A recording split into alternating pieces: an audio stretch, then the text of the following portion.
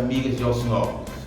Hoje venho aqui apresentar um pouco das minhas ações como vereador de nosso município.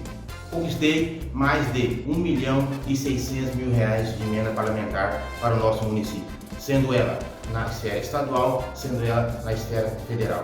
Emendas essas que veio contribuir com o crescimento, com o desenvolvimento de nossa cidade, sendo ela na área da saúde, sendo ela na área da educação, sendo ela no transporte, sendo ela na Secretaria de Obras, através de pá-carregadeiras, retas escavadeiras, veículo para transporte escolar, veículo para a saúde, veículo para o controle de endemias e assim por diante.